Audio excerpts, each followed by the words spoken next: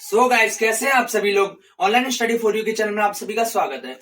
आज हम नया चैप्टर लेने जा रहे हैं, दैट इज रियल नंबर यानी वास्तविक संख्याएं। उसका पार्ट 1 यानी आज ही हम स्टार्ट करने वाले हैं इस चैप्टर को। और ये सबसे पहले इस चैप्टर के बारे में बताने से पहले सबसे पहले हम नंबर सिस्टम होता है जो मैथमेटिक्स में, उसका आइडिया दे देते हैं। मैथमेटिक्स में मेन बेसिकली दो टाइप की होती है, एक रियल नंबर, एक इमेजिनरी नंबर। यानी एक तो वास्तविक संख्या होती है, एक इमेजिनरी जो काल्पनिक होती है, कल्पना के हमारे परे होती है। बेसिकली वो काल्पनिक तो नहीं होती पर वो अलग डायमेंशन में प्रेजेंट होती है, पर हमने अभी तक उन डायमेंशन की खोज नहीं की होती, इसलिए उनको वास्तविक मान लिया जाता है। पर फ्यूचर में मे बी अगर डायमेंशन की खोज हो तब हम उस नंबर को भी हम डिफाइन कर पाए। पर बेसिकली इस चीज में जाने से पहले घुसने की जरूरत नहीं, क्योंकि आगे की चीज है। पर हम अभी रियल नंबर पे आते हैं, क्योंकि हमारा मेन मकसद है वास्तविक संख्या है। तो बेसिकली रियल नंबर दो टाइप की होती है। सबसे पहले परिमेय और अपरिमेय होती है। परिमेय संख्या आपको पता होगा, ये कि पी वाई क्यू के रूप में डिफाइन की जा सकती है। 4/3, -14/3, 2/3, या फिर मतलब माइनस इनफाइनाइट टू इनफाइनाइट होता है ना, माइनस इनफाइनाइट टू इनफाइनाइट के बीच में जो भी संख्या होती है ना, जो पी वाई क्यू के रूप में लिखी जा सकती हो, वो क्या होती है, परिमेय संख्या होती है। अब उसके अलावा इसके अंदर आती है इंटीजर्स, जिसमें यानी सबसे बड़ी होती है रियल नंबर्स में, है ना। Is it clear. और एक तो इरेशनल अपरिमेय संख्याएं, जिनको पी वाई क्यू के रूप में नहीं लिखा जा सकता, जैसे √2 हुआ, √3 हुआ, यानी इसकी वैल्यू 1.41 लगातार चलती जाएगी, इसकी फिक्स वैल्यू नहीं है ना। तो इस तरीके की अपरिमेय होती है, इन्हें पी वाई क्यू के रूप में नहीं लिखा सकता। तो इनका तो एक ही टाइप होता है, पर परिमेय के अंदर भी बहुत सारी आ जाती है। एक तो इंटीजर्स यानी पूर्णांक संख्या है, पूर्ण अंक यानी जिसका पूर्णांक हो, यानी कंप्लीट इंटीजर बन रहा हो। इंटीजर यानी माइनस इनफाइनाइट टू इनफाइनाइट के बीच में हो सकती है -4, -3, -2 या 1, 2, 3, ये क्या हो जाएंगी, हमारी पूर्णांक संख्या हो जाएंगी। पर गाइस ये ध्यान रखना कि इनके बीच में आ रही हुई जैसे -4.5, तो ये पूर्णांक संख्या नहीं होगी, क्योंकि ये पूर्ण अंक नहीं आ रहा, इसमें पॉइंट आ गया ना, तब ये परिमेय संख्या में पहुंच जाएगी, है ना। Is it clear. लेकिन पूर्ण -4, -3 इस तरीके की क्या होंगी, इंटीजर होंगी। और होल नंबर क्या होती है, ये होती है पूर्ण संख्या। पूर्ण संख्या मतलब 0, 1, 2, 3, 4, 5, यानी 0 से लेकर इनफाइनाइट तक जाती है, प्लस की तरफ जानी चाहिए, तो होल नंबर्स होते हैं। ये नेचुरल नंबर यानी प्राकृत संख्या, ये 1 से स्टार्ट होती है। Is it clear. प्राकृत क्या होती है, 1 से स्टार्ट होती है, उसके आगे होती है होल नंबर, जिसमें आगे 0 और हो जाता है। Is it clear. मेरा कहने का मतलब जैसे ये नंबर सिस्टम है, 0 होता है, इधर 1 होता है, इधर 2 होता है, इधर 3 होता है, और इधर -1, -2 और इस तरफ माइनस चलता है। तो मैं प्राकृत संख्याओं को बताऊंगा, वो 1 से स्टार्ट होती है। कहां से 1 से स्टार्ट होती है, आगे तक जाती है। ये क्या होती है, हमारी नेचुरल नंबर। और होल नंबर यानी पूर्ण संख्या होती है, वो 0 से स्टार्ट होकर आगे तक चली जाती है, यानी एक तरह से नेचुरल नंबर, उसमें 0 और जुड़ गया। Is it clear. तो जाएंगे हमारी होल नंबर्स। और मैं कहूँ इंटीजर क्या हूँ, इंटीजर माइनस वाली भी आ जाएंगी, ये पूरी आ जाएगी इंटीजर्स में। पर गाइस इसमें पॉइंट वाले नहीं आनी चाहिए, बस -1, -2, -3 इस तरीके के आने चाहिए। और जो परिमेय संख्या होंगी वो उसमें जो पॉइंट वाले भी आ सकते हैं, इस तरीके से आ सकते हैं, तो वो परिमेय संख्या हो जाएगा। ये नंबर सिस्टम समझ में आ गया होगा। अब बेसिकली हम मेन जो हमारा ये पार्ट 1 है, जिसमें हम अभी समझाएंगे, तो उसमें यूक्लिड विभाजन एल्गोरिथम, यूक्लिड डिवीजन एल्गोरिथम के बारे में हम डिस्कशन करेंगे और डिवाइड देना सीखेंगे, एचसीएफ एलसीएम निकालना सीखेंगे further. So without wasting our time let's start this lecture. So start करने से पहले जस्ट 10 सेकंड लेना चाहूंगा कि गाइस इस वीडियो को लाइक कर दीजिए, इस चैनल को सब्सक्राइब कर दीजिए, इसे ज्यादा से ज्यादा शेयर कर दीजिए, क्योंकि काफी मेहनत लगती है और आपको लगता होगा बड़ी आसानी से, लेकिन इस तरीके से डिजाइन करना और कंटेंट ढूंढना और छोटे से बोर्ड पर पढ़ाना काफी टफ होता है। सो हम फ्री में कंटेंट प्रोवाइड कराएंगे, तो बस आपको सब्सक्राइब करना पड़ता है, चैनल को लाइक करना पड़ता है, सॉरी गाइस, चैनल को सब्सक्राइब करना पड़ता है, वीडियो को लाइक करना होता है। और जितना ज्यादा शेयर करेंगे तो हमें भी थोड़ा मोटिवेशन मिलता है, फिर हम ज्यादा से ज्यादा अच्छे वीडियो बनाने की कोशिश करते हैं, कंटिन्यूटी लाने की कोशिश करते हैं, क्योंकि हमें भी लगता है कि भाई स्टूडेंट्स इसको जो प्रीफरेंस दे रहे हैं, इसको देख रहे हैं, तो उनका बेनिफिट हो रहा है, तो हम भी फिर उस बारे में सोचते हैं। सो स्टार्ट करते हैं। तो पहले बताता हूँ यूक्लिड विभाजन प्रमेय क्या होती है, उसके बाद मैं बताऊंगा यूक्लिड विभाजन एल्गोरिथम। तो जब मैं यूक्लिड विभाजन एल्गोरिथम बताऊंगा तब मैं क्या करूंगा, तब मैं सीधे एग्जांपल से उसको समझाने की कोशिश करूंगा कि भाई वो यूक्लिड विभाजन एल्गोरिथम है, जो यूक्लिड डिवीजन एल्गोरिथम है, वो कैसे प्रोसेस करती है। जैसे मैंने जो इससे पहला वाला चैप्टर लिया था, जो सेकंड चैप्टर था, उसमें मैंने डिवीजन करने के मेथड बताया था ना, जैसे पॉलिनोमियल्स को डिवीजन करते हैं तो कैसे, डायरेक्ट मैंने क्वेश्चन के थ्रू समझाया था। ऐसे ही मैं यूक्लिड विभाजन एल्गोरिथम में समझाऊंगा, क्योंकि उससे आसानी पड़ेगी। मैथ को ज्यादा से ज्यादा थ्योरी समझने की वजह उसको क्वेश्चन से ज्यादा प्रैक्टिस कीजिए तो ज्यादा आपको आसान लगेगी। तो बेसिकली यूक्लिड विभाजन प्रमेय का क्या है, ये कुछ भी नहीं है, ये वही है जो हमने पिछले वाले चैप्टर में पढ़ा था, दैट इज भाज्य बराबर, नॉर्मली हमें कह सकते हैं भाज्य बराबर भाजक इंटू भागफल प्लस शेषफल। Is it clear. ये हमने पिछले वाले लेक्चर में पढ़ा था। यानी कि हम जैसे डिवाइड करते हैं, इधर किसी से भी डिवाइड किया तो ये तो भाजक होता है, इधर जो आता है वो भागफल होता है, नीचे शेषफल बचता है, तो इनको और इनको गुणा कर दो, भाजक गुणा भागफल प्लस शेषफल कर दो तो वो इसके बराबर आ जाता है। हमने बस यही दे रखा है इसमें नॉर्मली, इसमें थोड़ी इस तरीके से भाषा लिख दी कि if a and b are given, अगर ए और बी दो नंबर, मैंने शॉर्ट में लिख दिया, पूरी भाषा में रामायण ने लिखी, मैंने शॉर्ट में लिख दिया कि अगर ए और बी दो नंबर दे रखे हैं तब क्यू और आर दो अद्वितीय यानी यूनिक, क्या यूनिक नंबर प्रेजेंट होंगे, इस तरीके से जो इसको सेटिस्फाई करेंगे।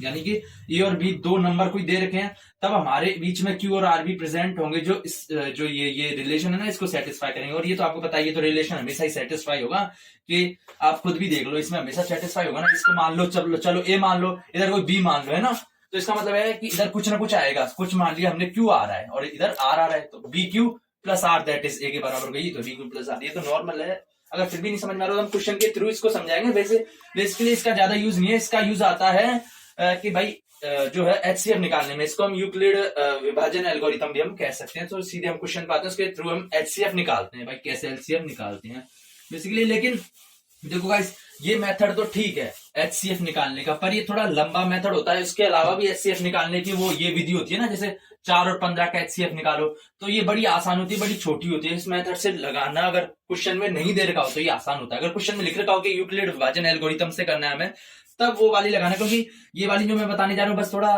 टाइम कंज्यूमिंग भी है और फालतू में एफर्ट ज्यादा लगाती है, पर वो क्या है, थोड़ा मैं नया कॉन्सेप्ट सिखाती है, इसलिए हम इसको सीख रहे हैं। सो गाइस, मैंने यूक्लिड विभाजन प्रमेय का मैं तो बता रखा है, भाज्य बराबर भाज्य गुणा भागफल प्लस शेषफल तरीके का रिलेशन होता है। अब मैं यूक्लिड डिवीजन एल्गोरिथम यानी यूक्लिड विभाजन जो एल्गोरिथम का यूज करता हूं, क्या किस चीज के लिए, एचसीएफ निकालने के लिए। बेसिकली इसका यूज एचसीएफ निकालने के लिए होगा। ये क्वेश्चन आ जाएगा 3 से 4 नंबर में और काफी इजी है, तो इसलिए इस पर ज्यादा ध्यान रखना। तो एचसीएफ निकालना में 135 और 225 का यूजिंग यूक्लिड डिवीजन एल्गोरिथम। देखो क्वेश्चन में कह दिया कि यूक्लिड विभाजन प्रमेय का वो एल्गोरिथम का यूज करके हमें एचसीएफ निकालना है। अगर नहीं कह रखा होता तो हम नॉर्मल निकाल लेते, क्योंकि वो ज्यादा सही पड़ता है। लेकिन अब क्वेश्चन में दे रखा है तो हमें वही प्रोसेस अपनानी पड़ेगी। तो कैसे करते हैं प्रोसेस, तो गाइस मैं ध्यान से बता रहा हूं कि उसको ध्यान से सुनना। कि जैसे ये दे रखा 225 135 दो नंबर्स दे रखे होंगे, तो उनमें सबसे बड़े को एक तरफ लिखना। जैसे ए, इसको लिख लेता हूँ, ए बराबर बी क्यू प्लस आर होता है ना, ये होता है।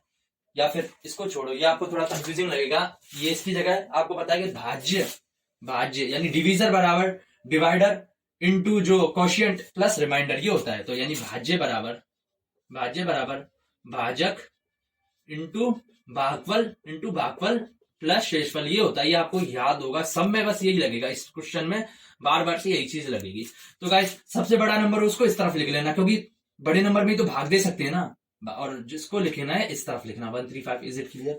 यानी कि 225 बड़ा नंबर, दोनों में 2 नंबर दे रखे होंगे, उनमें बड़ा इस तरफ लिखना है, दूसरा इस तरफ लिखना है। क्योंकि बेसिकली इस तरफ वही आता है ना जो ये बीच वाला आता है। यानी इसमें भाग दे रहे हैं, जैसे कि मैं करूं 5/2 या फिर 10/2 करूं, तो 10 इधर आएगा, 2 इधर आएगा। Is it clear?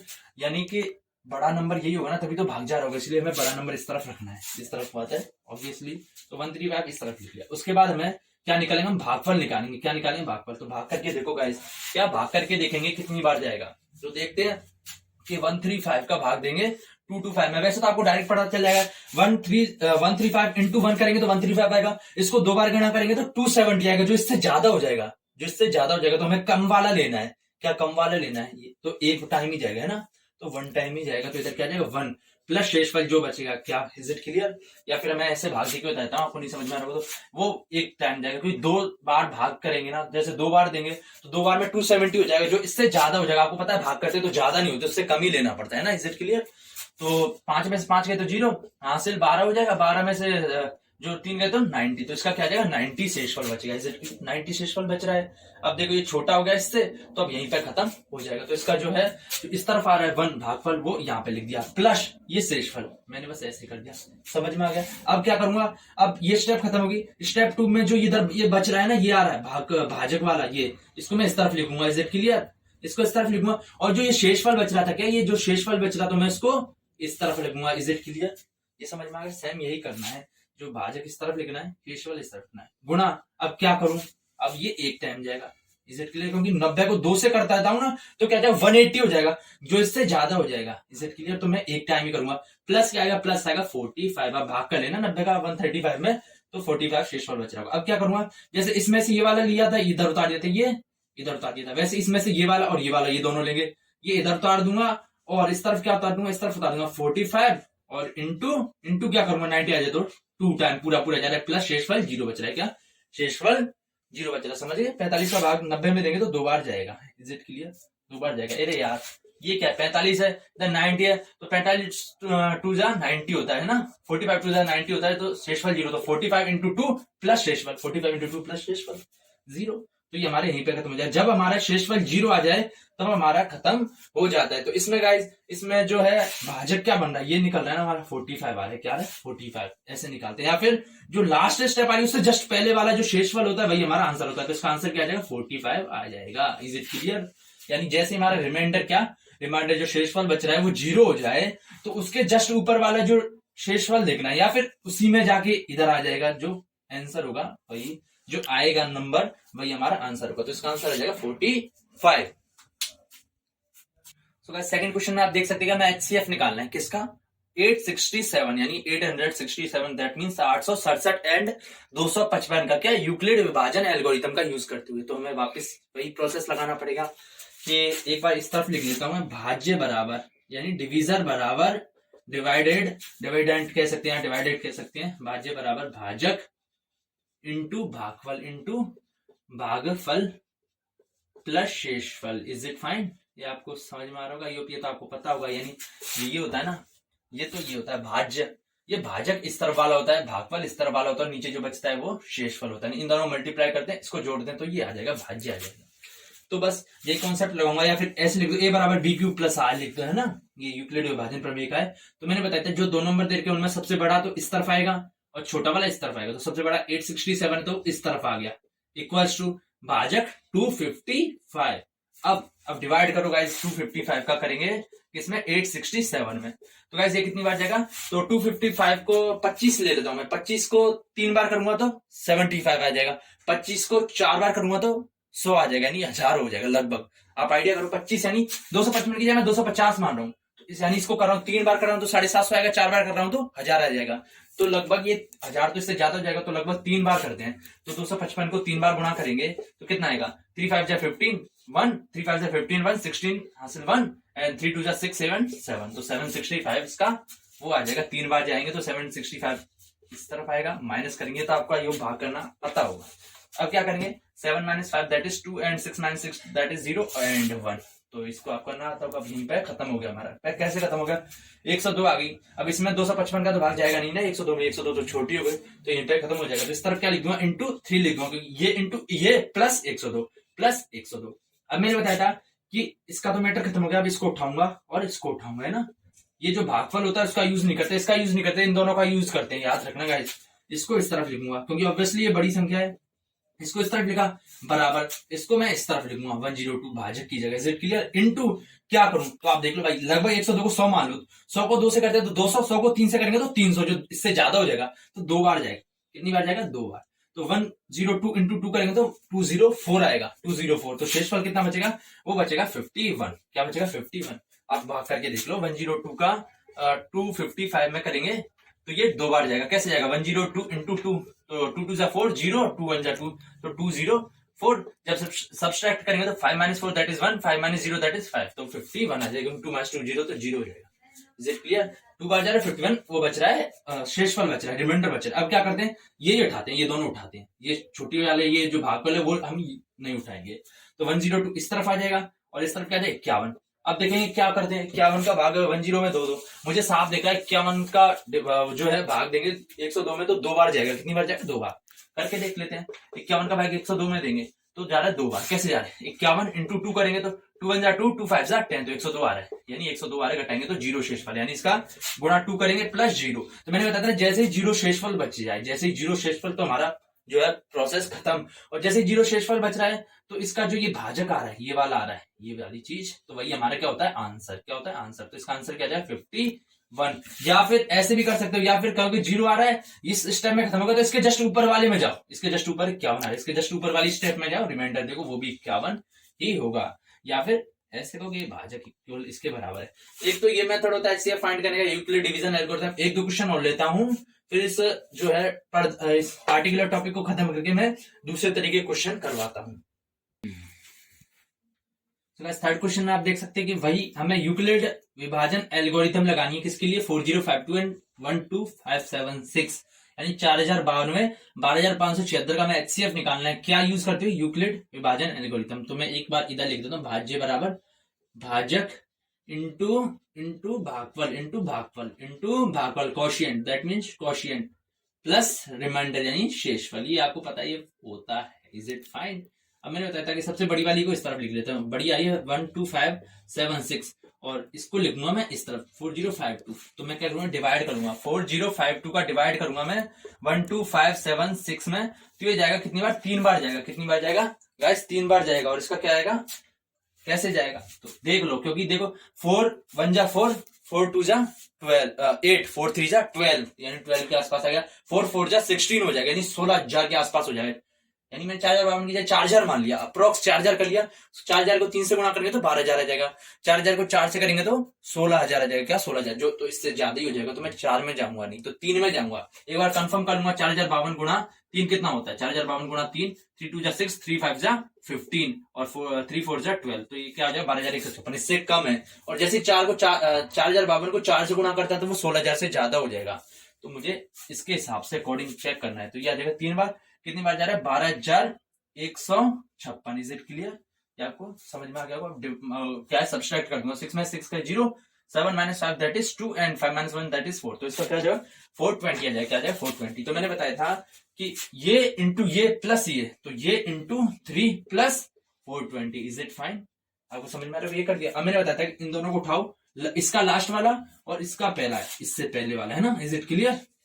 ये उठाए तो 4052 इक्वल्स टू 420 इंटू क्या करूं? तो भाई गाइस ध्यान दो कि देखो 420 की जगह मैं लगभग 400 मान लेता हूं, या फिर इस तरफ लिख देता हूं एक बार।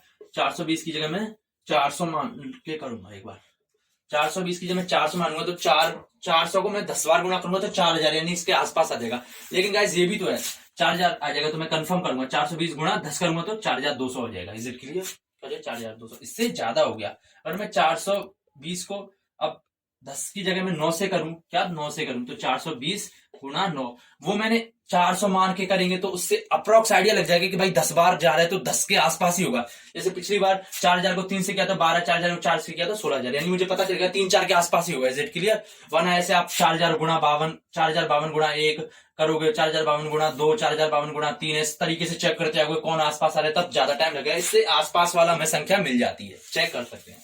तो 420 गुणा 9 करेंगे तो 0, 9 2 18 दैट इज 1, 9 4 36 एंड 1 37। तो क्या जाएगा? 9 बार जाएगा, क्योंकि मैंने देखा 420 को 10 से करते तो इससे ज्यादा बन रहा था।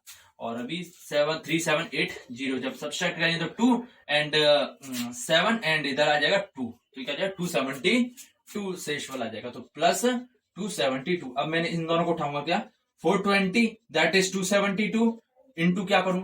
तो मुझे बताया 27 दूना 54 होता है, जो इससे ज्यादा चला जाएगा तो एक टाइम जाएगा। कितनी बार? 1 टाइम जाएगा। और शेषफल कितना बचेगा? आप भाग खुद करके देख लेना। 272 का 420 में देंगे तो एक बार जाएगा 148 भाग बचेगा। अब इसको उठाऊंगा 272 जब, और फिर इसको उठाऊंगा वो इसको इस तरफ लिखूंगा तो ये भी एक बार जाएगा। क्या एक बार जाएगा? भी 14 दूना 28 हो जाएगा, यानी 280 के आसपास आ जाएगा। अगर 2 बार करता हूं तो मुझे एक बार ही करना है। और शेषफल कितना बचेगा गाइस? 124। क्या 124 इसका शेषफल बचेगा। अब इसको और इसको उठाऊंगा 148 दैट इज 124 गुणा 1, क्या गुणा 1 प्लस, क्योंकि 124 को 2 से गुणा करूंगा तो 248, इससे तो ज्यादा हो गया है ना। तो हमें उस हिसाब से चेक करते जाएंगे, वो आप खुद भाग करके देख लेना, आप समझ जाएंगे इतना। तो अब ये आ जाएगा प्लस 24 बचेगा ना। अब इन दोनों को उठाऊंगा तो बड़ी वाले को इस तरफ लिखूंगा और इसको इस तरफ लिखूंगा, गुणा 24 पंजे 120 होता है। क्या पंजे 120 होता है? क्योंकि 24 छिका 144, इससे ज्यादा हो जाएगा तो 5 बढ़ जाएगा। तो 24 पंजे 120, फिर कितना है? 4 बच रहा है। अब इन दोनों को उठाऊंगा, क्या इन दोनों को, तो 24 दैट इज 4 गुणा क्या करूं कि 24 जाए तो 6 बार पूरा जा रहा है। देखो शेषफल नहीं बच रहा, यानी मैंने बताया ना 24 इस तरफ आ जाएगा, 4 इस तरफ आ जाएगा, 4 का भाग 24 में दो तो 4 6 जा 24 जा रहा है, यानी पूरा जा रहा है। तो इसको इनसो को मल्टीप्लाई कर दो, 4 गुना 6 प्लस 0 कर दो। तो मैंने बताया था कि जैसे 0 आ जाता है तो स्टेप हमारी खत्म हो जाती है। और इसके जस्ट ऊपर क्या आ रहा है? 4 आ रहा है, इसका जस्ट ऊपर। ये वाला नहीं देखना गाइस ना, ये देखना हमें शेषफल देखना होता है। या फिर ऐसे को जिसमें 0 आ रहा है उसका भाजक, उसका जो ये भाजक होता है ना, ये 4, वही हमारा आंसर होता है। तो इसका आंसर क्या जाएगा? जो HCF होगा 4 हमारा इसका HCF आ जाएगा। गाइस काफी इजी है, बड़ा आसान लग रहा होगा।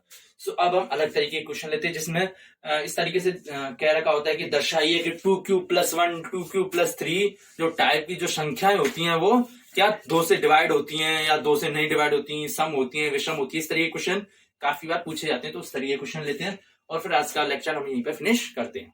तो गाइस फोर्थ क्वेश्चन में आप देख सकते हैं कि हमें सिद्ध करना है, show that every positive even integer, प्रत्येक धनात्मक सम, क्या एवन यानी सम, इवन यानी सम होता है और ऑड विषम होता है, सम पूर्णांक, प्रत्येक धनात्मक सम पूर्णांक are present in form of 2q and every positive odd integer are in form of 2q plus 1।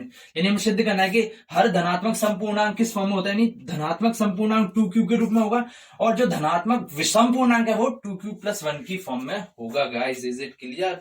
तो आपको सम विषम क्या होता है कि आपको पता होगा, जो इवन नंबर होता है यानी सम संख्या होती है वो कहते हैं वो 2 से डिवाइडेड होती है, 2 से डिवाइडेड होती है, यानी जिनका पूरा पूरा 2 का भाग जाता है उनको सम संख्या कहते हैं। जैसे मैं कहूँ 4, क्योंकि 4 में 2 का पूरा पूरा भाग जाएगा, 2 बार जा रहा है। मैं कहूँ 8, मैं कहूँ 10, उस 10 में भी 2 का 5 बार जा रहा है। ऐसे मैं कहूँ 5, 5 नहीं है क्योंकि 5 में पूरा पूरा भाग थोड़ी जा रहा है, 5 में 2 का जा रहा है, 2 बार जा रहा है और एक शेषफल ही बच रहा है, तो 5 इवन नंबर नहीं होगी, तो वो क्या होगी, वो ऑड नंबर होगी गाइस। यानी कि जिसमें पूरा पूरा भाग जा रहा है वो तो इवन नंबर होगी, यानी सम संख्या होगी। अगर जिनमें पूरा पूरा नहीं जा रहा, not two divided, is it clear? जिनका पूरा पूरा भाग नहीं जा रहा वो क्या होंगी, ऑड नंबर। जैसे 5 में 2 का भाग देके देखो, हाँ पूरा पूरा नहीं जा रहा, पूरे का मतलब है कि शेषफल नहीं बचना चाहिए, या फिर 7 ले लो या फिर 9 ले लो, ये तो आपको पता होगा। इसके अलावा गाइस आपको पता होगा कि हर इवन नंबर के बाद इंटीजर आता है, इज इट क्लियर? जैसे मैं बोलूं 5, ये क्या है, ऑड नंबर है ना, 5 ऑड नंबर यानी विषम संख्या है। अब मेरे को 5 के बाद क्या आता है, 6 आता है, तो ये क्या हो जाएगी, ये इवन नंबर हो जाएगी क्योंकि इसमें भाग जा रहा है 2 का पूरा पूरा। अब इसमें एक जोड़ा,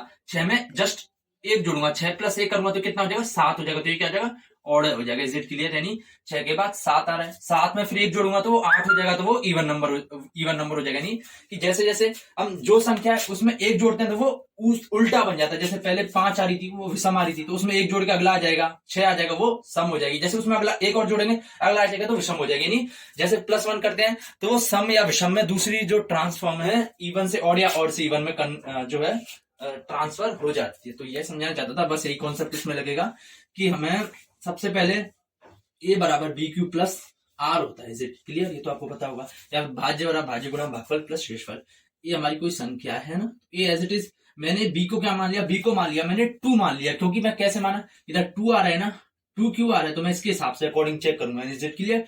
तो b को क्या लिखूंगा, मैं 2 लिखूंगा। Is it clear? और q प्लस R, और यहाँ पे देख सकते हैं R क्या क्या हो सकता है, R हो सकता है एक तो 0 हो सकता है, एक 1 हो सकता है। कैसे? मैंने बताया था कि जो R है वो इससे कम आनी चाहिए, क्या इससे कम होनी चाहिए, जो इधर आता है ना भागफल, मैंने बताया था कि जैसे ये दे रहा हूं, इसका मतलब है BQ, यानी A इधर आ रहा है, B इधर आ रहा है ना। Is it clear? और जो Q था वो इधर था, और जो ये शेषफल था, R शेषफल था। Is it clear? समझ में आ रहा है? ये शेषफल था गाइस। A इधर नहीं आएगा क्योंकि A बड़ी इस तरफ आ रही है, तो बड़ी संख्या आती है, तो इस तरफ A आएगा और इधर क्या आएगा, B आएगा। Is it clear? ये इस तरीके से भाजक गुणा भागफल प्लस शेषफल, दैट इज भाज्य होता है। तो ये मैंने बताया। उसके बाद बताया था कि मैंने ये संख्या हमेशा छोटी होगी, किससे छोटी होगी, इससे छोटी होगी, इससे ये बड़ी होगी, क्योंकि अगर ये बड़ी होगी, यानी जैसे सपोज अगर 5 है तो ये 4 होनी चाहिए शेषफल में, क्योंकि सपोज करो अगर ये इससे ज्यादा हो गई, ये 6 हो गई, क्या हो गई, ये 6 हो गई, तब तो एक और बार भाग चला जाएगा ना, फिर शेषफल बच रहा है, नहीं लास्ट में इसका भाग नहीं जा रहा। शेषफल बचने का मतलब है कि लास्ट में भाग पॉसिबल नहीं है। भाग जब भी पॉसिबल नहीं होगा जब ये छोटी संख्या होगी, छोटी होगी, इससे छोटी होगी, तो यानी इससे छोटी होगी, बी से छोटी होगी, तो बी यहाँ पे 2 आ रहा है, कितना है 2, तो 2 से छोटा क्या हो सकता है, 2 से छोटा एक तो 0 हो सकता है, एक हो सकता है ना। Is it clear? एक 0 हो सकता है, एक 2 हो सकता है, क्योंकि अगर इधर 2 शेषफल आ गया है ना, 2 क्या है, 2 यहाँ पे गाइस एक बार मैं और समझा देता हूँ। यहाँ पे गाइस बी 2 है, यानी इधर 2 है, इधर ए आ रहा है, और इधर क्या आ रहा है, इधर क्यू है और नीचे आर है। Is it clear? तो आर या तो 0 होगा या 1 होगा। क्यों होगा? क्योंकि सपोज करो आर 0 और 1 की जगह 2 हो गया, मान के चलो आर 2 हो गया, तो इसका एक और बार भाग चला जाएगा, फिर एक और बार चला जाएगा, फिर शेषफल थोड़ी बचेगा, फिर शेषफल तो 0 बचेगा, शेषफल 0 बचेगा ना, एंड में फाइनली 0 बचेगा ना, क्योंकि फिर अगर 2 होता तो एक और बार भाग चला जाता। यानी जो इधर आएगा वो जो इससे छोटा आएगा, इससे छोटा आएगा, तो इससे छोटा क्या हो सकता है, 2 से 0 या 1 हो सकता है। तो एक बार 0 रख लो, एक बार 1 लिख दो, तो 1 बराबर 2q, क्योंकि आर की जगह मैंने एक बार 0 रख दिया, put r equals to 0। Is it clear? एक बार 0 रख दिया और एक बार मैंने 1 रख दिया, तो 2q प्लस 1, तो पुट आर इक्वल्स टू 1, जब मैंने आर की जगह 1 रखा। तो गाइस मुझे पता है कि ये क्या होता है, एक धनात्मक संपूर्णांक होता है। Is it clear? क्यों इसका भाग करो, a बराबर 2q आ रहा है, 2q आ रहा है। अब मैं इसका 2 से डिवाइड करूंगा तो मुझे पता है कि 2 का पूरा पूरा भाग जा रहा है, क्या आ रहा है आंसर, q आ रहा है ना। आंसर क्यू आ रहा है, यानी 2 से 2 पूरा पूरा भाग जा रहा है। Is it clear? तो क्या हो जाएगा, ये मुझे बताया कि समपूर्णांक हो जाएगा। क्या हो जाएगा? समपूर्णांक हो जाएगा, धनात्मक समपूर्णांक, पॉजिटिव इवन इंटीजर। अब मुझे पता है अगर ये 2q a बराबर 2q सम है, ये सम है, तो मुझे पता है कि इसमें एक और जोड़ दिया, तो इसमें एक जोड़ दिया तो अगला हो गया ना। तो मुझे पता है कि अगर ये सम आ रहा है तो ये विषम हो जाएगा। कहने का मतलब कि यहाँ पे देखा था ना, ये सपोज करो 2q है, सपोज करो 6 ये 2q 6 है, तो ये सम आ रहा है तो इसमें एक और जोड़ दिया, यानी 6 की जगह 7 हो गया, तो ये विषम हो जाएगा ऑटोमेटिकली, यानी +1 कर दिया तो ऑटोमेटिकली विषम हो जाएगा। Is it clear? समझ में आ गया? क्योंकि पूर्णांक क्या तो सम हो सकता है, विषम एक सम आ रहा है तो उसमें +1 कर रहे हैं ना, तो यानी वो विषम पूर्णांक हो जाएगा। आई होप ये आपको समझ में आ गया होगा। क्योंकि इसमें आप सोच रहे होंगे इसमें लिखा क्या है, इसमें यही लिखना पड़ेगा कि ये थ्योरी ज्यादा चलेगी, एक तो ये प्रमेय चलेगी, उसके बाद थ्योरी चलेगी कि चूंकि a बराबर 2q एक धनात्मक समपूर्णांक है तो 2q + 1 या धनात्मक विषम पूर्णांक होगा, क्योंकि उसमें समपूर्णांक में एक जोड़ दिया तो अगला विषम में पहुंच जाता है। Is it clear? अगर 2q + 1 की जगह +2 कर देते, यानी उसमें एक जोड़ दिया फिर एक और जोड़ दिया तो फिर वापस समपूर्णांक हो जाता है। Is it clear? तो अभी ये समझ में आ गया होगा। आई होप 2-3 क्वेश्चन और लेता हूं, फिर जो है टॉपिक को फिनिश करते हैं।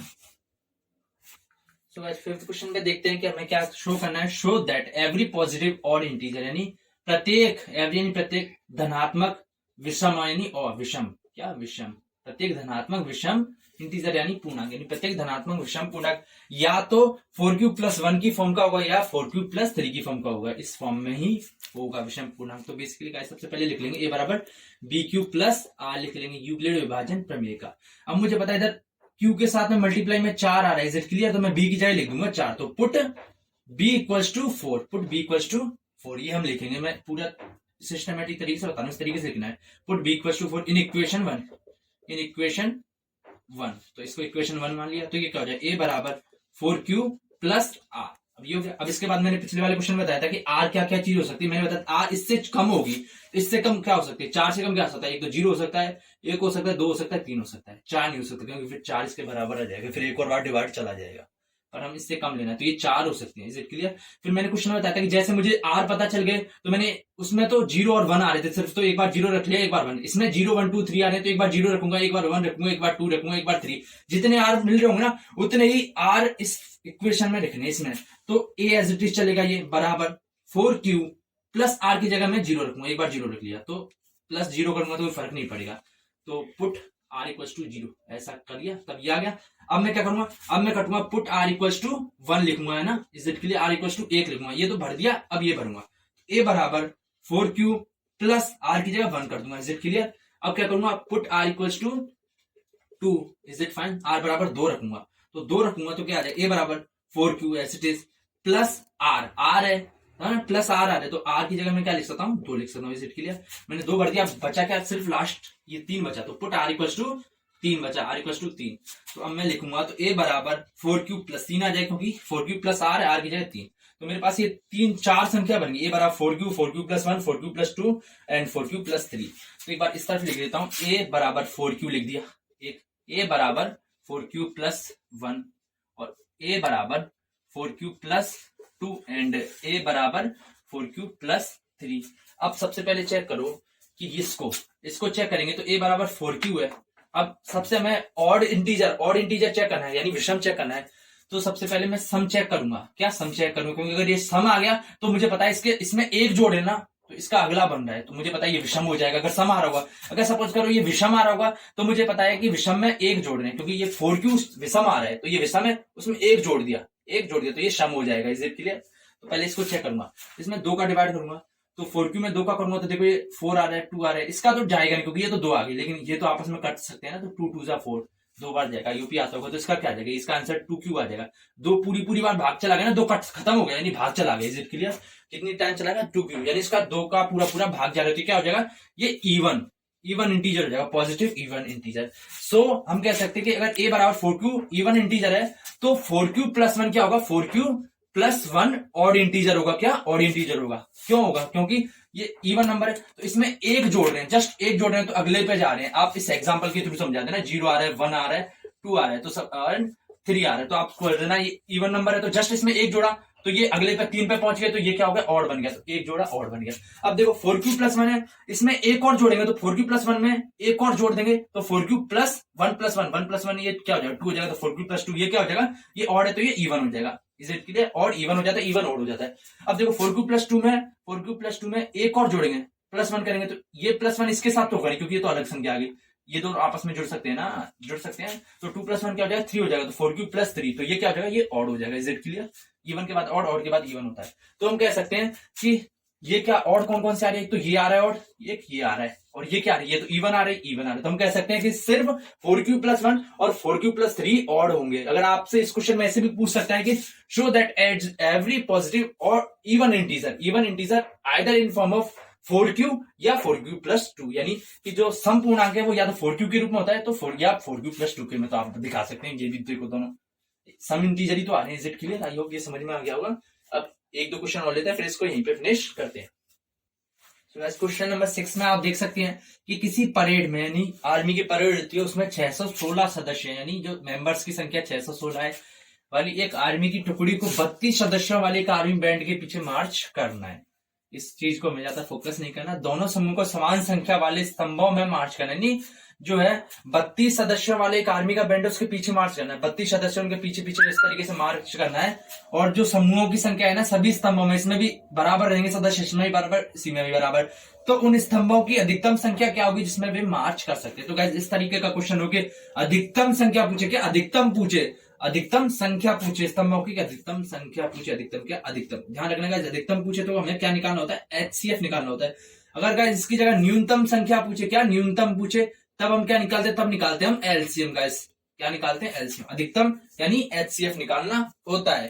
तो गाइस अभी हम क्या करेंगे, अभी हम इसका LCM निकालेंगे। किसका, ये जो दो संख्याएं दे रखी होंगी उनका HCF निकालेंगे। तो 616 का बड़ी वाली इस तरफ लिखेंगे और छोटी वाली इस तरफ लिखेंगे, गुणा क्या करेंगे, तो हम देखते हैं 32 का भाग किसमें, 616 में करेंगे। तो 32 से कम 32, 32 को 2 बार करते हैं तो 64 हो जाता है, क्या होता है, 64 हो जाता है। तो 32 से कम 32, फिर क्या जो सब्सट्रैक्ट करेंगे तो क्या बचेगा, इधर 9 बचेगा, इधर बचेगा 2 बचेगा। अब इसको नीचे ले लेंगे 6, तो ये कितनी बार जाएगा, ये 9 बार जाएगा। और कितना आएगा कि 32 9 जा कितने होते हैं, वो होते हैं आई थिंक 288 होते हैं, क्या होते हैं 288। देख लेते हैं, 32 गुणा 8, 8 दूनी 16, 8 दूनी 16, सॉरी गाइस 9 है, तो 9 दूनी 18 की 8 हासिल की, 1 9 3 27 1 28, 288 होता है। 19 बार जा रहा है, बच रहा कितना है, जो है शेषफल कितना बच रहा है, 8 बच रहा है। तो क्या लिख सकता हूं मैं, इसको गुणा कर दो, तो 32 गुणा 19 प्लस 8। अब मैंने बताया था इसको और इसको लेंगे, तो ये 32 इधर आ जाएगा, इधर 8 आ जाएगा, तो 8 का भाग दो 32 में कितनी बार जाएगा, तो 4 बार जा रहा है, 8 चौक 32, पूरा पूरा जा रहा है, शेषफल 0 बच रहा है। इन दोनों गुणा कर दो, तो 8 गुणा 4 प्लस 0, 0 जैसे आ गया हमारी प्रोसेस खत्म होगी। तो 2 लाइन में हो गया, 0 आ गया। तो मैंने बताया जैसे 0 आ जाता है उससे उसी वाली जो लाइन है उसमें जाओ, ये वाला जो आंसर होता है ना वो हमारे क्या हो जाता है, आंसर हो जाता है। तो इसका आंसर क्या हो जाएगा, 8। क्या, कितने स्तंभ, अधिकतम कितने हो सकते हैं, 8 स्तंभ, या 8 जो होते हैं कॉलम हो सकते हैं। या फिर हम कह सकते हैं जो 0 आ रहा है उसके जस्ट ऊपर वाला हो जाएगा, क्योंकि ये दोनों सेम होते हैं, क्योंकि मैंने बताया ना ये इस तरफ आ जाता है, ये इस तरफ आ जाता है। Is it clear? तो जो आंसर होता है ये, या फिर कहें ये, यही हमारा आंसर होगा। तो 8 स्तंभ होगा। तो गाइस ये एक क्वेश्चन है, और एक सेम टू सेम आप बुक में भी देख सकते हैं। गाइस एक एग्जाम्पल दे रखा है, तो मैं आपको एक बुक दिखा रहा हूँ, आप आई होप आपको क्लियर दिख रहा हो कि आपको एग्जाम्पल नंबर 4, तो इसमें देख सकते हैं कि मिठाई विक्रेता के पास 420 काजू की बर्फियां और 130 बादाम की बर्फियां हैं। वह इनकी ऐसी डेयरियां बनाना चाहती है कि प्रत्येक डेयरी में बर्फियों की संख्या समान रहे, तथा ये डेयरियां बर्फी की परात में न्यूनतम स्थान घेरे। इस काम के लिए प्रत्येक डेयरी में कितनी बर्फियां रखी जा सकती हैं। तो बर्फियां आप सोचेंगे इधर न्यूनतम आ रहा है तो एलसीएम लेना पड़ेगा, लेकिन गाइस परात में न्यूनतम स्थान घेरे, तो परात में कम स्थान घेरेंगे तो वो उनकी जगह संख्या ज्यादा होनी चाहिए ना। मेरा कहने का मतलब है कि जैसे मुझे 2 बक्से, मेरे पास 10-15 वो दे रखे हैं इस तरीके के बक्से, इसमें मुझे पेन रखने हैं और मुझे पता है कि इसमें कम से कम जगह घेरे पेन, तो मैं क्या करूंगा, इसमें 2 रखूंगा या 3 रखूंगा या 1 रखूंगा, यानी कम पेन रखूंगा जब भी तो कम स्थान घेरेंगे। तो अगर कम पेन रख रहा हूं तो मुझे ऐसे कितने चाहिए, ज्यादा बक्से चाहिए होंगे ना। अगर मेरा कहने का मतलब है कि अगर इसमें कम पेन रखूंगा तभी तो न्यूनतम स्थान घेरेगा। अगर इसमें कम पेन रखूंगा तो मुझे जो बक्से हैं उन पेनों को भरने के लिए वो ज्यादा चाहिए। अगर मैं इसमें ज्यादा पेन भर दूंगा, अगर इसमें ज्यादा भर दिए तो बाकी जो पेन बच रहे हैं फिर उनको तो कम बक्से चाहिए ना। मेरा कहने का मतलब समझ रहे हैं। मेरा कहने का मतलब है कि जैसे सपोज करो ये 4 ड्राइंग बॉक्स है, या बॉक्स 4 बॉक्स है ना। अब मैं कहूं कि मेरे पास 50 या जो भी हैं बक्स, जो स्टिक्स हैं या तिल्लियां हैं माचिस की, मुझे बक्सों में भरनी है। मेरे को पता नहीं कितने बक्स सपोज करो, तो मैं बोलूं कि इन 4 बक्सों में इस बक्से में मेरे को कम जगह घेरनी है, इसकी कम जगह घेरनी है। इसका मतलब है कि इसमें कम संख्या रखूंगा तभी तो कम जगह घेरेंगे। सपोज करो कम घेरनी है, यानी मैंने कम घेरने के लिए 5 रख दिए, तो इससे टोटल कितने मुझे बक्से चाहिए? 10 चाहिए, जब तो 50 भरी जाएंगे ना, एक में 5 आ रहे हैं। अब मैं बोलूं कि इसमें ज्यादा जगह घेरनी है, इसमें ज्यादा जगह घेरनी है, तो मतलब इसमें ज्यादा भरनी पड़ेगी। सपोज करो मैंने 10 भर दी, तो इससे मुझे 5 ही बक्से चाहिए। समझ में आ रहा है? यानी कि कम जगह घेरने का मतलब है कि मुझे बक्सों की संख्या ज्यादा चाहिए, तो कम जगह घेरना है। तो इस वाले क्वेश्चन में आप देख सकते हैं कि जगह कम घेरे, क्या न्यूनतम स्थान घेरे, तो इसका मतलब है कि मुझे बर्फियों का जो ढेर चाहिए वो ज्यादा हो जाएगा। Is it fine? तो ज्यादा हो जाएगा तो मैं 420 और 130 का HCF निकाल दूंगा इसी मेथड से। सो गाइज, ये फिनिश हो गया वैसे हमारा लेक्चर, पर एक क्वेश्चन और लेते हैं, फिर जो सेशन है इसको हम फिनिश करते हैं। सो गाइस, 7th क्वेश्चन में हमें क्या करना है कि show that square of any positive integer is in form of 3m और 3m प्लस 1। या m कोई इंटीजर, कोई संख्या है, मान कोई सी भी हो सकती है। तो हमें सिद्ध करना है कि square of any positive integer यानी धनात्मक पूर्णांक का स्क्वायर होता है, वर्ग, स्क्वायर यानी स्क्वायर पावर 2, तो इसका धनात्मक पूर्णांक का कोई स्क्वायर होता है, वो या तो 3m की फॉर्म में होगा या 3m प्लस 1 की फॉर्म में होगा। तो सबसे पहले हम मानेंगे a बराबर बी क्यू प्लस आर मानेंगे, और b बराबर हम क्या लिखेंगे? पुट b बराबर 3 रखेंगे, पुट b बराबर 3 रखेंगे, तो क्या आ जाएगा? a बराबर b की जगह 3 लिख दिया तो 3q प्लस आर आ जाएगा। तो मुझे पता है b बराबर 3 है, तो r क्या हो सकता है? r या तो 0 हो सकता है, या 1 या 2 हो सकता है, क्योंकि इससे कम आना चाहिए। तो एक बार 0 रखूंगा तो a बराबर 3q आ जाएगा, और जब a बराबर r बराबर 1 रखूंगा तो क्या हो जाएगा? 3q प्लस 1, और जब r बराबर 2 रखूंगा तो क्या हो जाए? 3q plus 2। अब क्या, ये तो संख्या है आगे, अब मुझे पूछा इनका स्क्वायर, क्या स्क्वायर पूछा है, तो इसके लिए मैं इसका स्क्वायर करूंगा, तो इसका स्क्वायर किया तो ये भी हो जाए 3q का स्क्वायर। Is it clear? तो मैं क्या लिख सकता हूँ? इसको लिख सकता हूँ कि a स्क्वायर बराबर 3 का स्क्वायर और q का स्क्वायर अलग अलग कर सकता हूँ ना मैं, तो 3 का स्क्वायर हो जाएगा 9 और q स्क्वायर तो q स्क्वायर हो जाएगा, तो इसके लिए 9q स्क्वायर आएगा। ऐसे इसका स्क्वायर करूंगा, है ना, क्योंकि स्क्वायर पूछा तो मैं सबके स्क्वायर करके चेक करूंगा, तो ये हो जाएगा 3q प्लस 1 का square, that is a square as it is equals to, मतलब ये लिख दिया मैंने, a स्क्वायर बराबर 3q प्लस 1 का स्क्वायर, यानी इस दोनों तरफ स्क्वायर लगा दिया, है ना, फिर बराबर लगाया, फिर इसको एज इट इज लिखा और ये बराबर आ गया, फिर इसको मैं खोलूंगा स्क्वायर को खोला तो 3q प्लस 1 का स्क्वायर यानी इसका square plus square square plus 2 into ये इक्वेशन होती है, सर्वसमीका होती है। मैं पूरा लिख नहीं रहा, समझ रहे होंगे, ये आपको पता होगा। तो ये 9q स्क्वायर, क्योंकि 3q का स्क्वायर 9q स्क्वायर प्लस 1 का स्क्वायर तो 1 ही होता है, plus 2 into 3q into 1, 3q into 1। Is it clear? तो इसको लिख सकता हूं मैं 9q स्क्वायर प्लस 1 प्लस ये हो जाएगा 3 टू 6q, क्या 6q। Is it fine? या ये तो आपको समझ में आ गया हो, ये होगा 9q square plus 6q plus 1 ही हो जाएगा, 9q square plus 6q plus 1।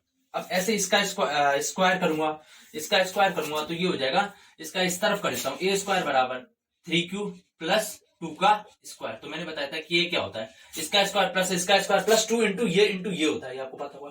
तो इसका स्क्वायर हो जाएगा 9q स्क्वायर प्लस 2 का स्क्वायर हो जाएगा 4 प्लस 2 इंटू ये 3q इंटू 2, तो ये जाएगा 9q स्क्वायर, या 9q स्क्वायर प्लस 4 प्लस 2 3 जा 6 2 जा 12 होगा, क्योंकि 2 गुना 3q गुना 2, तो q तो गुना नहीं हो सकता, पर ये तो एक जैसी है ना, तो ये तो आपस में गुणा हो सकती है। 2 को 3 से करके तो 6, 6 को 2 से करेंगे तो 12, तो ये जगह 12q। Is it clear? अब मैं इसको सही तरीके से लिख सकता हूँ। मेरे पास कौन कौन सी आ गई? एक तो स्क्वायर आ गया, a स्क्वायर, एक तो आ गया मेरे पास 9q स्क्वायर आ गया, है ना। अब एक स्क्वायर आ गया, इसको स्क्वायर करने के बाद क्या आ रहा था? ये आ रहा था, तो एक स्क्वायर क्या आ गया? ये आ गया मेरे पास 9q स्क्वायर और 6q को मैं आगे लिख लेता हूँ प्लस 6q, क्योंकि डिसेंडिंग ऑर्डर एक सीक्वेंस में लिख लेता हूँ प्लस 1।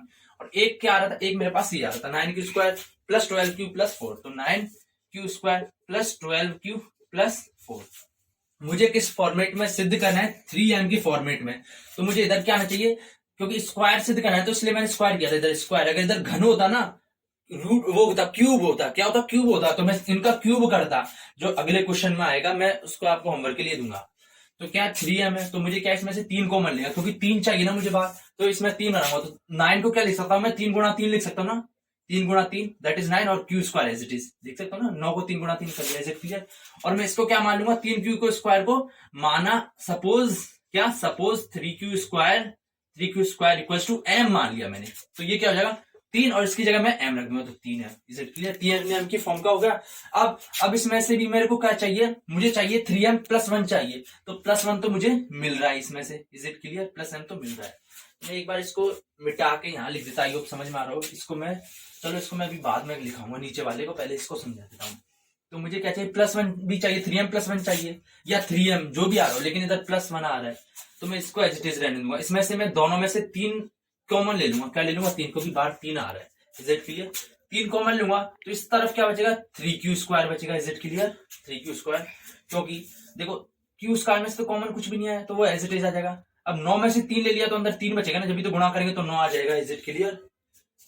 9 आ जाएगा प्लस, अब 6q में से q एज इट इज, और 6 में से 3 कॉमन लिया तो 3 बचेगा। अब ऐसे नहीं है कि 6 में से 3 घटा रहे हैं, कॉमन लेने का मतलब है कि उनको 3 को आपस में गुणा कर दो, किसी से गुणा करेंगे तो इनको गुणा करेंगे, इधर 2 आएगा गैस 2, क्योंकि 3 3 जा 9 हो जाएगा।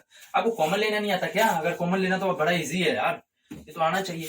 9q² है तो मैं क्या लिख सकता हूँ, 9 को लिख सकता हूँ मैं 3 गुणा 3q² लिख सकता हूँ। मैं लिख सकता हूँ ना 3 गुणा 3q, 3 को 3 में। ऐसे ही मुझे 3 कॉमन चाहिए ना, तो 3 में काटूंगा तो क्या लिख सकता हूँ, 3 गुणा 2 लिख सकता हूँ मैं। 3 गुणा 3 2 3 6, और ये q as it is plus 1 चल रहा है, मैंने इस तरीके से लिख दिया। अब देखो 3 दोनों में आ रहा है तो 3 कॉमन ले लूंगा, इस तरफ क्या हो जाएगा 3q² प्लस 3 कॉमन ले लिया तो 2q। Is it clear? और प्लस 1 बार मैंने इन दोनों को लिया, इन दोनों में से कॉमन लिया है। इसको मैं क्या मान लूंगा, इसको मैं मान लूंगा m मान लूंगा। क्या मान लूंगा? m। तो ये क्या हो जाएगा 3, इसकी जगह m लिख दूंगा प्लस 1 गाइस। ये हो जाएगा मेरा 3m प्लस 1 के फॉर्मेट का।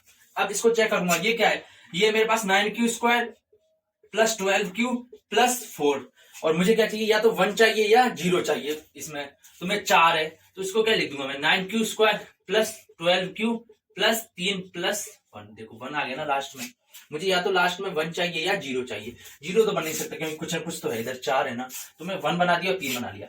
अब देखो इसमें से मुझे एक अकेला चाहिए ना, 1 अलग चाहिए, तो मुझे इसको अलग रखूंगा, बाकी इनमें से 3 कॉमन ले लूंगा। तो 3q² को मैं लिख सकता हूँ 3 गुणा 3, 3 3 9, और q² प्लस इसको लिख सकता हूँ 3 गुणा 4q प्लस 3 प्लस 1। देखो इन सब में देखो 3 3 कॉमन आ रहे हैं, तो मैं इसको इस तरफ लिख लेता हूँ। 3 कॉमन लिया तो क्या बचेगा, 3 इसमें से कॉमन आ गया तो क्या बचा 3q² प्लस इसमें बचा 3 कॉमन ले लिया तो 4q प्लस 3 कॉमन ले लिया तो 1 प्लस 1। Is it clear? ये यानी हमने इनमें से कॉमन लिया था, ये खत्म हो गया और बार प्लस 1 चल रहा है। अब इसको मैं क्या मान लूंगा, इसको मैं मान लूंगा m मान लूंगा, तो क्या हो जाएगा 3m प्लस 1 गाइस। अब आप देखो सोच रहे हो, इधर तो 3q² m माना, इधर ये कुछ और एक m माना, इधर ये कुछ और m माना। आप ऐसे ही मान लेना। जब एक और क्वेश्चन है जिसमें यही मेथड होता है कि जैसे क्यूब पूछेगा, अभी ये क्वेश्चन में भी एक और, चलो उसको भी करवा दूंगा, है ना, तो उसमें भी इसी तरीके से करेंगे कि मुझे सिद्ध करना है, सिद्ध के हिसाब से मैं मान लूंगा। मुझे 3 बार चाहिए था तो मैंने 3 कॉमन लिया, वो मान लिया m। अब मुझे इसमें से 3m प्लस 1 चाहिए था तो प्लस 1 साइड ऐड किया और 3 3 कॉमन ले लिया, फिर जो बच रहा है उसको m मान लिया, जब भी तो 3m प्लस 1 बचेगा। तो देखो पहला वाला 3m बना, अगला वाला 3m प्लस 1 बना, और अगला वाला 3m प्लस 1 बना, यानी या तो 3m बन रहा है या फिर 3m प्लस 1 बन रहा है, ये दो ही फॉर्मेट बन रहे हैं। तो हमारा सिद्ध हो गया कि जो so that square of any positive integer is in form of 3m और 3m प्लस 1। एक लास्ट क्वेश्चन लेते हैं, फिर इस सेशन को यहीं पे फिनिश करते हैं। सो गाइस 8th क्वेश्चन में हमें क्या शो करना है, हमें सिद्ध करना है कि so that cube of any positive integer is in form of either 9m और 9m प्लस 1 और 9m प्लस 8, यानी किसी भी धनात्मक पूर्णांक है, धनात्मक पूर्णांक है, पॉजिटिव इंटीजर है, उसका क्यूब यानी पावर 3 बार गुणा करना है उसका आपस में। स्क्वायर होता तो पावर 2 होता, यानी इसका क्यूब है वो या तो 9m या 9m प्लस 1 या 9m प्लस 8 की फॉर्म में होगा। तो गाइस हम सिद्ध करते हैं। सबसे पहले हमें इसमें क्वेश्चन ये भी कह रखा है कि यूज करना है यूक्लिड विभाजन प्रमेय का। तो क्या करूंगा मैं, a बराबर b क्यूब प्लस r मान लूंगा। Is it clear? और b को मैं मान लूंगा 3 मान लूंगा। क्या मान लूंगा 3। Is it clear? Put b equal to 3 में लिख नहीं रहा, तो b इक्वल टू 3 है तो r क्या हो सकता है, r या तो 0 हो सकता है या 1 हो सकता है या 2 हो सकता है, क्योंकि इससे छोटा होना चाहिए। तो एक बार मैंने मान लिया 0 मान लिया, तो a क्या हो जाएगा 3q हो जाएगा। Is it clear? क्योंकि जब 0 माना है तब ये हो जाएगा। और फिर एक बार मैंने 1 मान लिया तो a क्या हो जाएगा, a हो जाएगा 3q प्लस 1 हो जाएगा। और एक बार हो जाएगा a बराबर 3q प्लस 2। क्यों 3q प्लस r होता है, r की जगह मैंने 2 रख दिया तो 3q प्लस 2 लिख देना। Put r equal to 0, put r equal to 1, put r equal to 2। अब मुझे क्या करना है, पिछले वाले में मैंने स्क्वायर किया था, स्क्वायर आ रहा तो स्क्वायर किया था, इसमें क्या है क्यूब है तो मैं क्यूब करूंगा, तो a क्यूब करूंगा। क्यूब घन का मतलब होता है पावर 3, तो 3q की पावर 3। ऐसे इसका भी क्यूब करूंगा, क्योंकि पिछले वाले क्वेश्चन में मैंने दोनों तीनों का स्क्वायर किया था, ऐसे इसमें भी इसमें क्यूब है तो इसमें क्यूब करूंगा तो 3 क्यूब प्लस 1 का क्यूब। Is it clear? ऐसे इसका भी करूंगा तो इसमें हो जाएगा 3 क्यूब प्लस 2 का क्यूब। आई होप ये आपको समझ में आ रहा होगा। अब क्या करूंगा, अब मैं इसको खोलूंगा ए क्यूब बराबर, इसको खोलूंगा तो 3 का क्यूब और क्यूब का क्यूब, मैंने बताया था कि अलग अलग खोल लिया। इसको करूंगा तो ये हो जाएगा ये x प्लस वाई या a प्लस बी का क्यूब आ गया, यानी ये इक्वेशन बन गई कि जैसे अंदर कुछ हो आपस में जुड़ रहे हो, जैसे एक a हो एक b हो या 2 और 3 हो, उनका क्यूब हो तो वो क्या होता है, इसका क्यूब प्लस 3 इंटू इसका स्क्वायर इंटू ये प्लस 3 इंटू ये इंटू इसका स्क्वायर, ये फॉर्मूला था। पहले तो इसका क्यूब करेंगे फिर इसका क्यूब करेंगे, जोड़ते जाएंगे है ना, फिर प्लस 3 गुणा इसका स्क्वायर गुणा ये कर दिया, प्लस फिर 3 गुणा ये इंटू इसका स्क्वायर, यानी एक इसका क्यूब फिर 3 गुणा दोनों में आएगा, फिर एक बार तो इसका स्क्वायर इंटू ये करेंगे, फिर अगली बार करेंगे इसका स्क्वायर इंटू ये करेंगे, तो ये यही किया है। तो अब क्या करूंगा, इसका क्यूब यानी 3 क्यूब का क्यूब प्लस बी यहाँ पे दूसरी वाली संख्या है ना, तो उसका क्यूब 1 का क्यूब प्लस 3 गुणा ए स्क्वायर, यानी पहले वाले पहला 3 क्यूब है तो 3 क्यूब का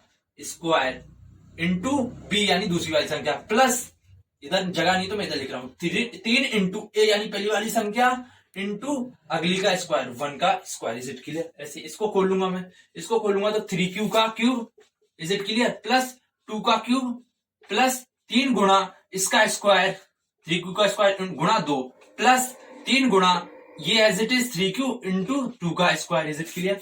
अब मैंने इन सबको क्यूब कर लिया, अब मैं इसको फर्दर खोलूंगा तो ए क्यूब क्या हो जाएगा, 3 का क्यूब हो जाएगा 27, 3 या 9 27, 3 का क्यूब है यानी 3 को 3 बार गुणा कर रहे हैं।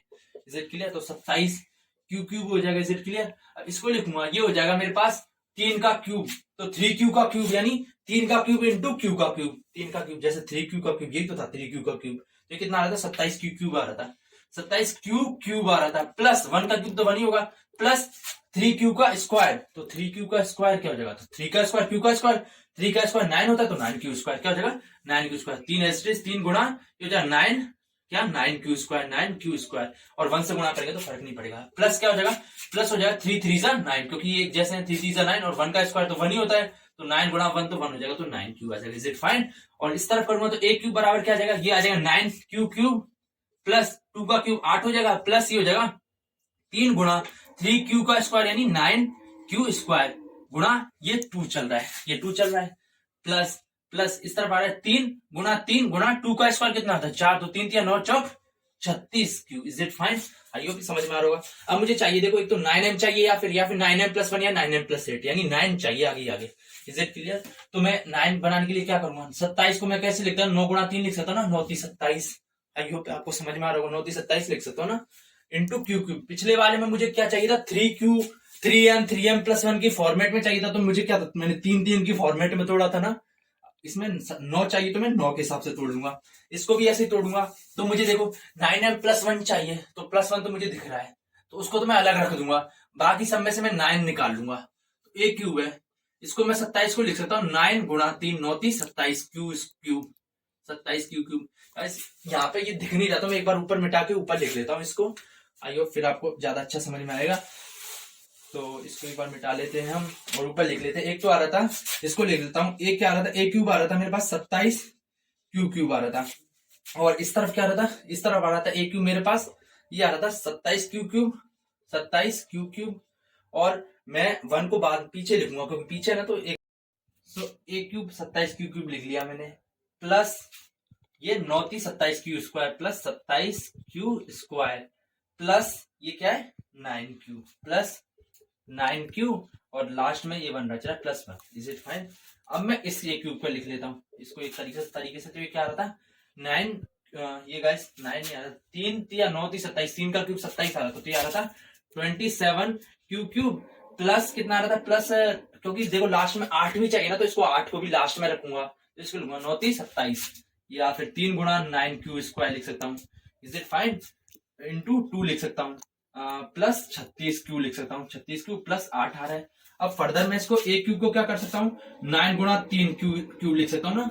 अब ऐसे इसको लिख सकता हूँ मैं ए क्यूब को लिख सकता हूँ, क्योंकि मुझे 9 चाहिए तो 9 की तरीके से तोड़ना पड़ेगा, 27 को तोड़ूंगा तो 9 गुणा 3 क्यूब है ना। Is it fine? और प्लस 27 को तोड़ूंगा तो 9 गुणा 3 9 3 27 होता है क्यू स्क्वायर, प्लस ये 9 क्यों चल रहा है और लास्ट में +1। ऐसे इसको भी 9 में तोड़ना क्योंकि आगे 9 है।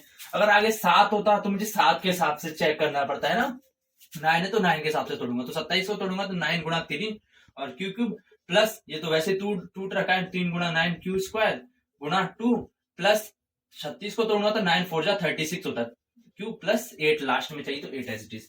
अब देखो मैं इसको क्या मान लूंगा, m मान लूंगा, इसको माना m मान लूंगा, तो ये क्या हो जाएगा 9 into M that is 9m हो जाएगा। और इसमें क्या करूंगा, इसमें मैं 1 चाहिए लास्ट में तो 1 एज इट इज, बाकी सब में से मैं 9 कॉमन ले लूंगा, 9 कॉमन लूंगा तो अंदर क्या बचेगा 3q cube plus 3q square plus q, क्योंकि इसमें से 9 कॉमन ले लिया, क्या बचा 3q क्यूब, इसमें से 9 हटा दिया तो 3q स्क्वायर प्लस इसमें से 9 बचा तो q बचा है ना, 9 ले लिया तो +1 बार चल रहा है। अब इसमें एज इट इज ऐसे ही करेंगे, 9 कॉमन लेंगे तो अंदर क्या बचेगा, इसमें से 3q क्यूब बचेगा और 9 कॉमन ले लिया, इसमें से ये हटा दिया तो क्या बचा, ये 3q स्क्वायर गुणा तो 3 गुणा 2 क्या होता है 6 प्लस 6q स्क्वायर बचा, प्लस इसमें से 9 कॉमन ले लिया तो 4q बचा और बार 8 चलेगा क्योंकि मुझे 8 भी चाहिए। Is it fine? तो ये तो देखो 9m हो गया, क्या हो गया 9m हो गया। और इसको भी मैं m मान लूंगा, इसको क्या मान लूंगा, माना m, तो ये क्या हो जाएगा 9, इसकी जगह m रख दूंगा तो 9m प्लस 1। ऐसे ही इसमें क्या कर दूंगा, इसमें भी इसकी जगह m रख दूंगा तो ये 9m प्लस 8, तो मुझे पता चलेगा या तो 9m के रूप में होगा या 9m प्लस 1 के रूप में होगा या 9m प्लस 8 के रूप में होगा, यही हमें शो करना था। तो गाइस आज का हमारा वीडियो कैसा लगा, ये बेसिकली गाइस दिमाग लगाने से ज्यादा इसमें प्रैक्टिस की जरूरत थी, क्योंकि ये थ्योरेटिकल है। इसमें जो होता है ना प्रोसेस कैसे कर ये सिस्टम स्पेशल टाइप के क्वेश्चन होते हैं कि भाई किसी स्पेशल टाइप के क्वेश्चन इसी तरीके से किए जाते हैं, तो आपको इसकी प्रैक्टिस करनी पड़ेगी। कुछ होते हैं कि भाई जिनमें अपन अपना लॉजिक तरीके से भी, जैसे भाग है, भाग तो हमें लॉजिक तरीके से भी अपने तरीके से देख सकते हैं, उसको सीखने की जरूरत इतनी नहीं है, पर इस तरीके के क्वेश्चनों को सीखने की हमें जरूरत है, तो और भी प्रैक्टिस की जरूरत है। सो करना गाइस, इसकी प्रैक्टिस करना, क्योंकि ये क्या है थोड़ा थ्योरेटिकल है। इस तरीके के इस तरीके के और क्वेश्चन करना और कोशिश करना कि ज्यादा से ज्यादा इनको सॉल्व करना, क्योंकि देखो इस तरीके के क्वेश्चन जितना ज्यादा करेंगे उतना ही समझ में आएगा। ज्यादातर ये कॉन्सेप्ट तो इसमें ज्यादा होता नहीं है, इसमें होता है कि मेथड, क्या मेथड, सिर्फ और सिर्फ मेथड होता है, इस मेथड से करते हैं। तो आप जितना ज्यादा मेथड सीखेंगे उतना फायदा होगा। सो गाइस आज का वीडियो आपको कैसा लगा मैं कमेंट करके बता दीजिए, इस वीडियो को लाइक कर दीजिए, इस चैनल को सब्सक्राइब कर दीजिए। हम काफी मेहनत कर रहे हैं, तो आपका भी थोड़ा फर्ज बनता है कि इस जो है प्लेलिस्ट या फिर कहें कि इस चैनल को ग्रो कराने में काफी मेहनत लगती है। सो हम बस दक्षिणा इतना ही मांगते हैं कि लाइक, सब्सक्राइब और शेयर, इसको जितना ज्यादा प्रमोट करेंगे फिर बाद में हम इसकी जो है रीच है, इसको फैकल्टी और बढ़ा सकते हैं। अभी तो मैं ही पढ़ा रहा हूँ, लेकिन जैसे जैसे मुझे लगेगा हाँ स्टूडेंट्स इसमें जो रिस्पॉन्स आ रहा है, स्टूडेंट्स देख रहे हैं, यानी वो इसकी डिमांड कर रहे हैं इस चीज की, तो जब डिमांड बढ़ती है तो हमारे ऊपर पुश आता है, पुल आता है कि भाई हाँ भाई उनको भी कुछ बेनिफिट मिलना चाहिए, तो हम और अदर फैकल्टी ला सकते हैं। काफी आईआईटी पढ़ी हुई, मैं खुद इंजीनियरिंग कर रहा हूँ, जेई का एग्जाम क्वालिफाइड हूँ और कॉलेज से, गवर्नमेंट कॉलेज से कर रहा हूँ। तो आपको भी मैं इसीलिए मैं खुद एग्जाम क्वालिफाई हूँ, तो मैं अच्छा ही मैटर जो है कंटेंट बताऊंगा और काफी आपको फर्दर आपको जो फ्यूचर में हेल्प करे। सो आप भी थोड़ी हमें हेल्प कीजिए। So thank you, have a nice day, tata, see you soon, like, share.